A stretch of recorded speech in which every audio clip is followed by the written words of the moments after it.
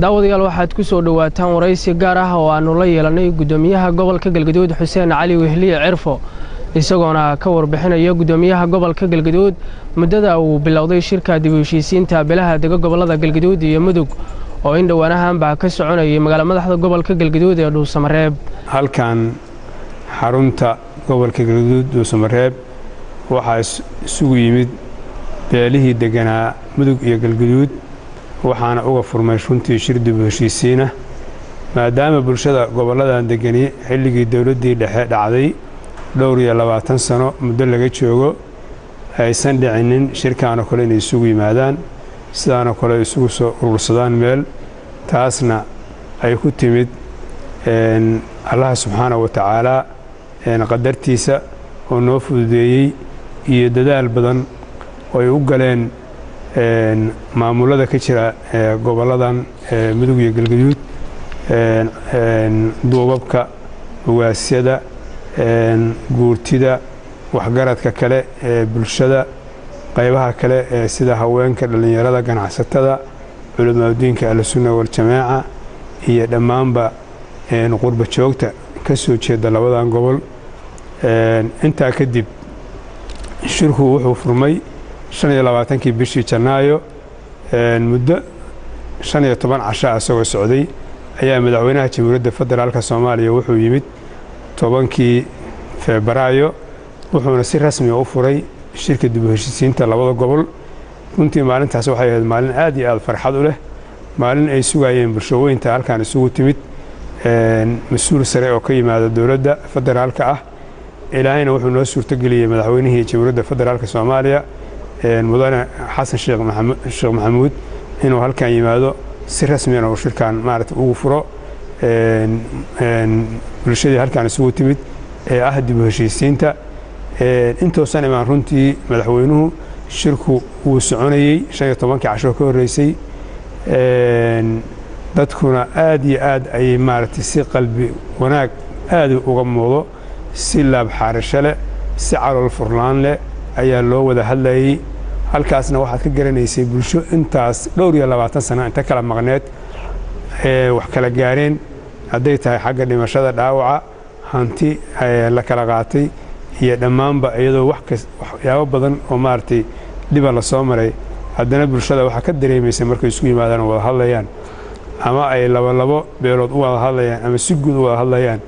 in maartay aad iyo aad hadalkoodu iyo soo dhaweyntoodu iyo marxabayntoodu ay aad u qurxooneed ayna doonayeen maanta inay ka gudbaan wixii hore maartay lagu soo jiray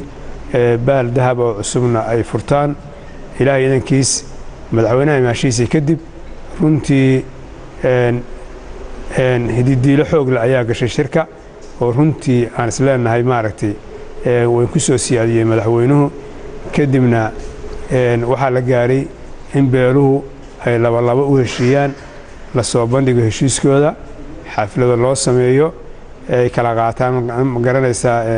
jaamac quraan ay iswadeersadaan cimaamad isweersadaan hadiyo kale ay runtii kala qaataan marka taasna waxay ahayd arrin runtii beelo badan oo beeli halkan isugu yimid ay runtii aad iyo aad isku weersadeen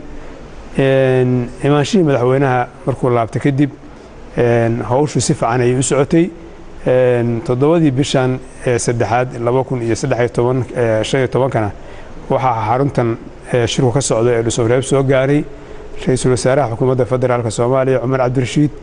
iyo wasiirka arrimaha gudaha wasiir duuliyaal wasiir ku-xigeenno xildhibaano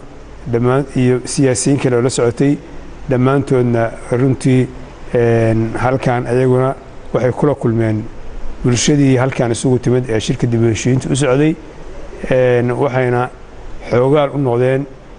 muddo aan isleeyahay 28 saac ay ku sugnaayeen gobolka waxayna la shireen maamulka gobolka iyo degmooyinka Galgaduud mas'uuliyiinta kale ka joogtay Mudug waxay kaloo la shireen shir gudoonkii shirka daadihinayay waxay kaloo isarkeen duubabkii ama salaadiintii shirka dadka shirka isugu yimid madaxda u ahaa waxay kaloo isarkeen xildhibaanadii halkan u joogay iyo wasiir duulihii madaxtooyada gobolka maartay hore sii joogay saraakiil sarsare ee ciidamada qaranka ah iyo dhammaanba bulshada qaybaheeda kala gedisan runtii waxay ogaadeen habsami u socodka shirkan uu ku socdo sida farxadda iyo reeraynta leh ee ummaddan u wada hadlayaan wanaagga tirada badan ee ka muuqda intaas kadibna shirweynaha way hambalyeeyeen waxay u soo jeediyeen inay maaragtay gogashan dib u heshiisiinta runtii ka midho dhaliyaan meesha ay marayso waxa ka dhiman ay dhammaystiraan soo gaarsiiyaan meeshii maaragtay lagama maarmaanka maaragtay mustaqbalka kale loo gudbi lahay in maamul loo dhan yahay la samaysto ama dowlad goboleed waxay runtii ra'iisul wasaaraha iyo madaxweynuhuba socodkiisii hore iyo ra'iisul wasaarahaba ay ummaddan ka ballan qaadeen inay la wareegi doonaan dowladda iyo beesha caalamkuba dhaqaalihii maaragtay shirkan ku baxay hadda koor iyo waxa dambaba dhammaanna aad iyo aad ayaan uga mahad celinay ilaahay waxaan ka rajaynaynaa